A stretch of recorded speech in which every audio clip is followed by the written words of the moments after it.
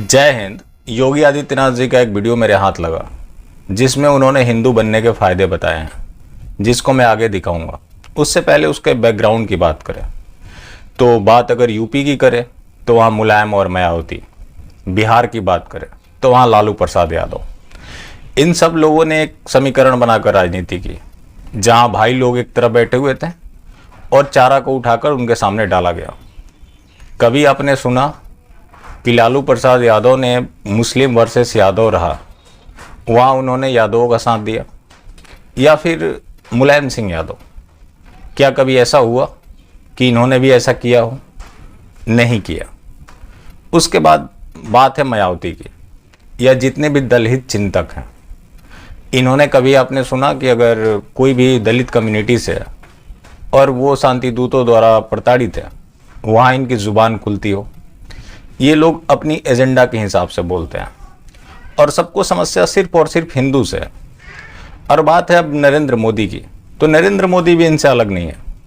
उन लोगों ने हिंदुओं को जातियों के नाम पे ठगा और नरेंद्र मोदी ने धर्म के नाम पे ठगा है। अब मैं जानता हूँ कि यहाँ अंधभक्तों को परेशानी हो जाएगी, जो कि अक्सर हुआ करती है, क्योंकि अंधभक्त और जिहादी जो है, इनका यूएसपी एक है, जो कभी सच नहीं सुनना चाहते। बात अगर अंधभक्तों की करें तो इनके सामने मैं मोदी की पॉलिसी के बारे में बताता हूँ, फिर भी ये स्वीकार नहीं कर पाते। बोलते हैं ये मोदी विरोधी एजेंडा चलाया जा रहा है। मैं तो वही बता रहा हूँ जो मोदी ने किया है। मैं खुद की तरफ से तो कुछ बोलता नहीं हूँ। किसी भी हिंदू के अगेंस्ट जो क्राइम होता है उसकी जब मैं बात करता हूँ तो जो जिहादी हैं वो बोलते हैं कि ये फेक वीडियो है, क्योंकि मैं उसका स्क्रीनशॉट नहीं लगा पाता। उसकी भी मजबूरी है, क्योंकि मेरे चैनल पे रेस्ट्रिक्शंस बहुत है। एक जो हिंदू आज भी हिंदू है, मरते दम तक हिंदू रहेगा, उनका तो मुझे भरपूर समर्थन मिलता है। लेकिन जो आज का हिंदू है, जिम्मेवारी से बोल रहा हूँ, जो कि अंधभक्त है, जो कि आने वाले समय में वो जिहादी बन जाएगा, उनके भी मैं निशाने पे होता हूँ और जिहादियों के निशाने पे होना तो लाजमी है। मेरा जो विरोध है वो जिहादियों से, किसी हिंदू से नहीं है। लेकिन अगर कोई हिंदू मानता है तो उसको मानना चाहिए, क्योंकि हम सच बोलना बिल्कुल नहीं छोड़ेंगे।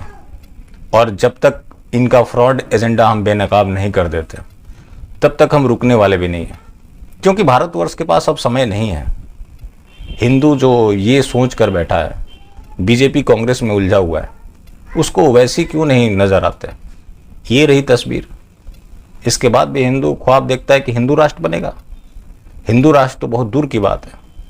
इसे इस्लामिक राष्ट्र बनने से बचा लो, ये सबसे बड़ी उपलब्धि होगी।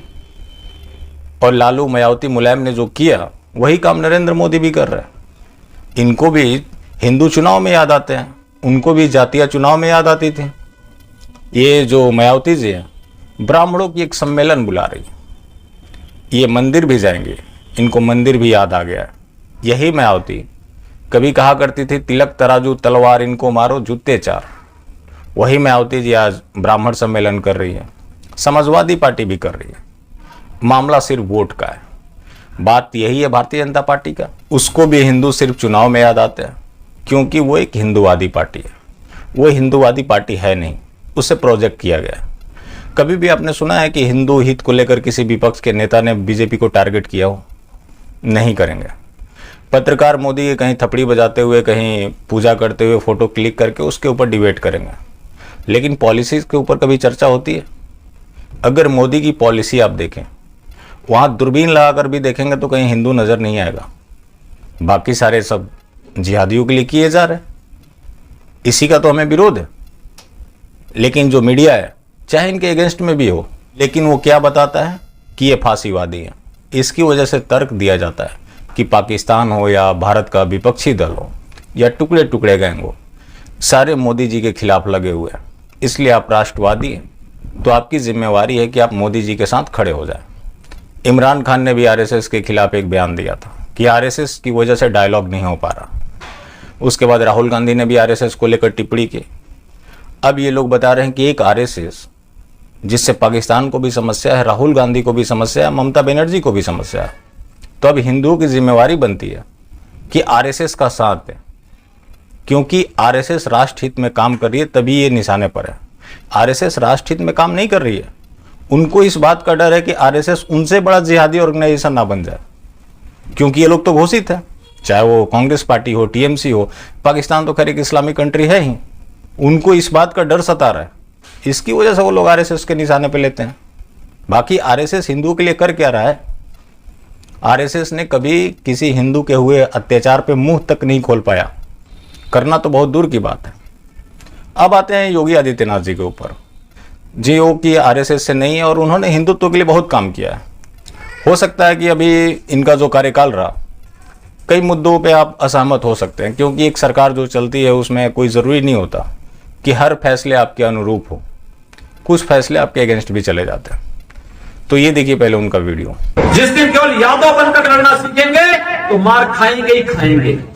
जैसे पिपराइच के अंदर हुआ, कमरिया गांव में 7 यादव परिवार हैं, 40 मुस्लिम परिवार है। मुस्लिम परिवार भैंसे का मांस खा करके पूरी हड्डियां यादवों के घरों में फेंक देते थे।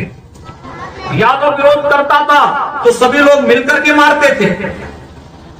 वे थाने में गए, कोई सुनवाई नहीं हुई। वे लोग समाजवादी पार्टी के नेताओं के पास गए, कोई सुनवाई नहीं हुई। अंत में मेरे पास आए, मैंने थानाध्यक्ष से कहा, मैंने कहा ये अन्याय क्यों हो रहा है? उसने कहा कि मैं जाऊंगा, देख लेता हूं। मैंने कहा जाइए। 3 दिन का फिर वे यादव आए, कहा कोई नहीं गया। मैंने थानाध्यक्ष से पूछा, उसने कहा मैं जा नहीं पाया, लेकिन मैं जरूर जाऊंगा। थानाध्यक्ष गया, थानाध्यक्ष ने मुझे बताया कि हाँ इनके साथ अन्याय हो रहा है। मैंने कहा अन्याय हो रहा तो न्याय करो। कहा मुसलमान है, सरकार का स्पष्ट निर्देश है कि मुसलमानों को नहीं छेड़ना। अरे हमने कहा तो ये तो यादव है, कम से कम यादव के नाम पर तो न्याय कर लीजिए, हिंदू के नाम पे नहीं कर रहे हैं। तो कहा नहीं साहब हम नहीं कुछ कर पाएंगे। वक्त जब हुई मैंने उसको कुछ बोल दिया, उसने मेरे खिलाफ एक रिपोर्ट दर्ज कर दी। उसके बाद 30,000 हिंदू आवानी के कार्यकर्ताओं ने थाने का घेराव किया और उसके बाद उसको सस्पेंड करना पड़ा, उसको हटाना पड़ा, वहां से कार्रवाई हुई। और उसके बाद हिंदू आवानी का कार्यकर्ता गांव में गया, एसडीएम गए, सीओ गए और गांव में फिर हिंदुओं के साथ न्याय हो पाया। मुसलमानों की तरफ एक दीवार चला दी गई, कहा कि तुम अगर चैन से नहीं रह सकते हो तो तुम्हारी तरफ दीवार करके तुम उधर ही कैद रहो, हिंदुओं के उसमें तुम जाओगे नहीं, जाओगे तुम्हारे खिलाफ कार्रवाई होगी। तब वहां पर सुरक्षा हो पाई, तब सुरक्षा हो पाई। और इसीलिए हम सब कहने के लिए आए हैं, बंधुओं जाति के नाम पर आप सुरक्षित नहीं हो पाएंगे। हिंदू बनकर के सुरक्षित होइए, संगठित होकर के कार्य करिए। और इसी संगठन की अपील करने के लिए आज हम सब आपके बीच आए हैं। विकास हम कराएंगे, विकास की गारंटी हम लोग लेंगे। पूरे देश के अंदर और उत्तर प्रदेश के अंदर विकास की कोई भी प्रक्रिया आगे बढ़ेगी तो उसमें गोरखपुर पीछे नहीं रहेगा। गोरखपुर का गांव गांव उस विकास से जुड़ेगा, गांव गांव इस विकास को हम लोग लेकर के आ जाएंगे। लेकिन विकास के साथ साथ हमारी सुरक्षा पर, जो सुरक्षा की चिंता है वो राष्ट्र की चिंता है, और उस सुरक्षा के प्रति आप सबका। यहाँ इन्होंने समझा दिया कि हिंदू एकजुट हुआ तो उसके क्या फायदे हुए, हिंदू अलग अलग था तो उसको क्या क्या झेलना पड़ता था। ऐसे अगर हिंदू हर जगह यूनाइट होकर, और जो भी उसकी समस्याएं हैं जो कि आसपास में अपने देख रहा है, ऐसा नहीं है कि एक जगह की जो समस्या है वो दूसरी जगह की भी समस्या होगी। जैसी समस्या है उसका इलाज ढूंढने की कोशिश करेगा, तभी जो ये हिंदुत्व है और ये जो देश है दोनों सरवाइव कर पाएंगे। क्योंकि जब तक हिंदू है तभी तक ये देश भी है। बाकी फिर मिलते हैं। जय हिंद।